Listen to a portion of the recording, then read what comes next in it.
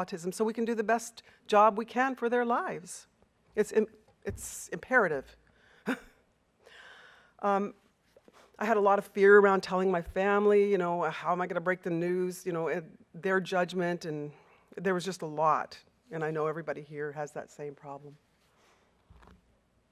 A lot of the speakers that are here, a lot of the presenters, can you imagine being a professional in this field? And there's a lot of professionals out there. How hard it must be to tell us as parents, your child has autism. You know, what is that? That's got to really do a number on them. You know, they must lay awake at night wondering how they're going to say to a certain parent that you've got a challenge on your hands, and that, thank God, that they're starting to understand that there is hope and there is possibilities and dreams can come true and kids do get better.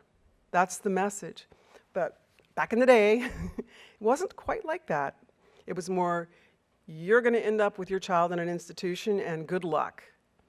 And they don't understand anything and they're not there, and just good riddance. So I thank goodness things are turning around.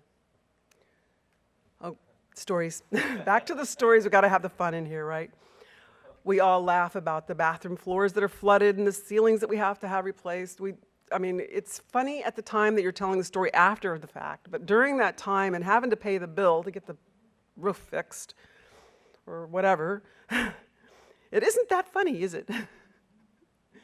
So, and this is, yeah, well, that wasn't the deck, but my son Alex decided what he wanted to do just for fun is just to take some matches and play with matches, throw them in the garbage can, took the garbage can, put it out on the back deck, and you know, we called the fire department. The fire department came and talked to the kids and said, that's not really a good idea. But we all have those stories of, you know, the floods and the fires, and I don't know, maybe I'm wrong, I don't know. Does anybody else have those stories? Yeah, okay. I didn't think I was the only one. Okay, now, this is a story that, I don't know, it's one of my favorite stories in my house, is when Jonathan was in grade 6, as they say in Canada, or the 6th grade, as they say in the United States. You have to translate. He cut the seats in the back of the bus, and so he got expelled because, you know, he was behaving poorly, and he got kicked off the bus. So his aide and I decided, well, what if we get Jonathan just to write a story? I hope I put it in here. Yeah. What if we get Jonathan to write a letter of apology to the bus driver for cutting the seats? And so here's Jonathan's story. Dear Pat, and I mean, he speaks for so many of our kids that can't speak, in my opinion. And so many, yeah, because he's very articulate. He started reading when he was 2.5, and he was just very good at putting his words together for a young kid. Dear Pat, I'm sorry for the seat, but I got angry because of Nicholas, because he's annoying me sometimes. 99.9% of the time he is. And he's on the first bus that I get on to go to school. He throws leftover chocolate pudding, Jell-O pudding, parentheses, in a container with holes on the lid, close parentheses, at me when he's getting off. And it gets my clothes dirty, parentheses. Mom doesn't want me to wear dirty clothing, close parentheses. Well, while he's on, he and his friend gang up on me and occasionally tell other big kids to do it, and they occasionally move from seat to get at me. They move ahead one pair of seats at a time, bonk me on the head, and rush back to their seat. Fortunately, his buddy had to move to the front seat. And sometimes, still in their seats, they throw assorted junk at me. Jell-O pudding, paper balls, etc., close parentheses. Sometimes they miss. He sometimes says I live in a garbage dump, a cardboard box, and at certain times he calls me Gaylord. Gay not meaning happy. Matt told me to say, gee, thanks, I'll remember that, when Nicholas says I'm a Gaylord.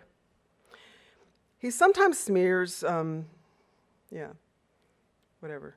The one kid I saw and I liked in his family was Nicholas's brother. Since I can only sit in the 4th seat or further up, I am a supreme target. Fortunately, they have never stolen my lunch yet. And this is the insightful part. The reason I made those holes was because I needed to do something to release my tension.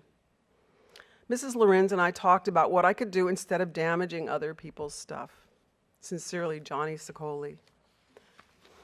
I just love this story because it really says a lot of times what happens with our kids when they're out of sight.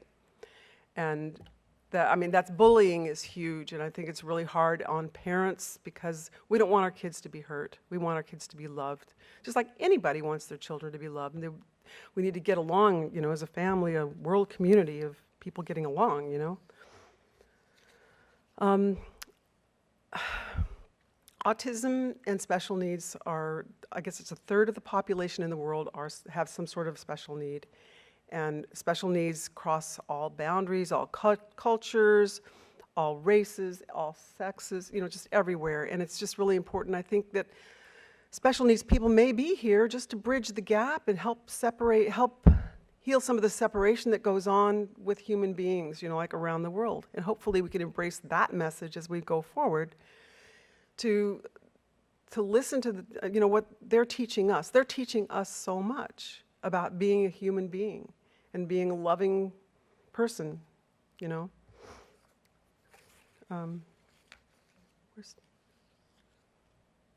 Okay, this is the story that was in the Chicken Soup book, and this is one of my favorite stories too. It's when Jonathan was around 5 years old. I came home, and there he was standing there naked, and he was he was covered in clear deodorant from head to foot. He was about 5 years old.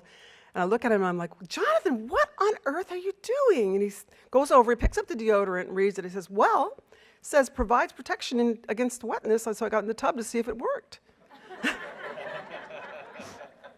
It didn't.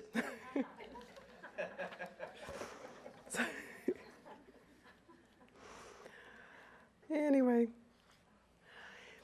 as we all know, it takes a village to raise our child.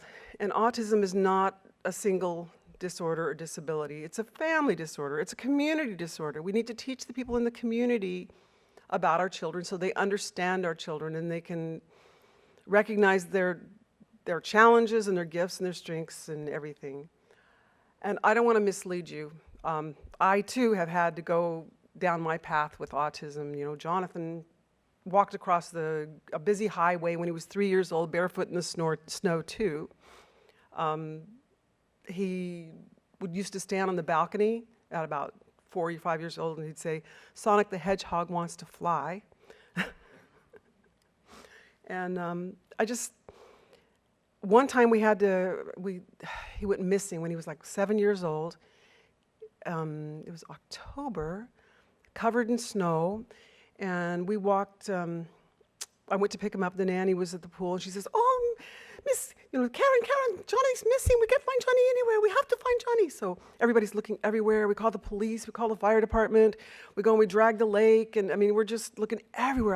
Oh my God, I was just going crazy. A police officer comes over to me and says, just calm down, calm down. This is after about 2 hours of looking for him. And I said, he says, well, have you called home? And we live 5 miles away from the pool. I said, why would I call home? There's no way he could go home. There's just absolutely no way he could be home. He's in his bathing suit. He doesn't have his clothes, So I listened to him. They weren't going to bring any more people out unless I went ahead and either called a neighbor or went home to see what was going on. So I raced home just in case there was some possibility that he might be there. Went to the next door neighbor's house, and he says, Jonathan, I said, have you seen Jonathan? And he says, oh yeah, he came, he was in his bathing suit. And he came to the house and he just walked in, and it was like he was barefoot in the snow, And I ran inside the house, and there he was in the bathtub, and I'm just freaking out. And he says, I said, what the heck are you, what's going on? Why are you here, And he says, Mom, don't worry. He says, I took the back road so the strangers wouldn't get me. But anyway, we have our challenges, and that's why I'm here. That's why I'm here.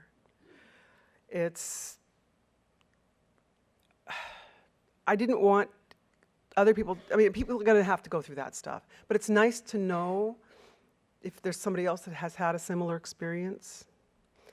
And it's, you know, I mean, you can always come up with strategies and ideas and things and ways of making it different.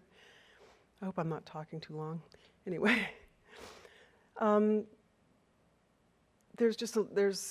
you guys should just get out in the hallway, learn as much as you can, share your stories, get to know each other.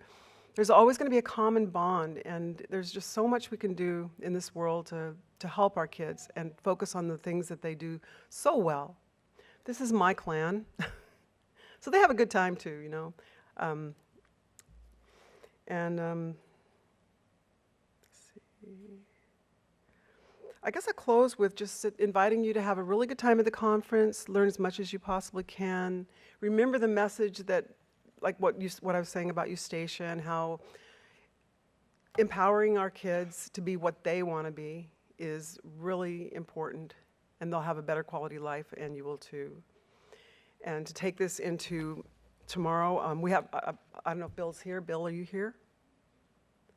I don't see him. Anyway, my co-author, Bill Davis, for Autism Tomorrow. That's the next drama scene here. We have a lot to work through, and I just invite you to take this into the conference and have a really good conference and have a really good time. And thank you for being here. Thanks.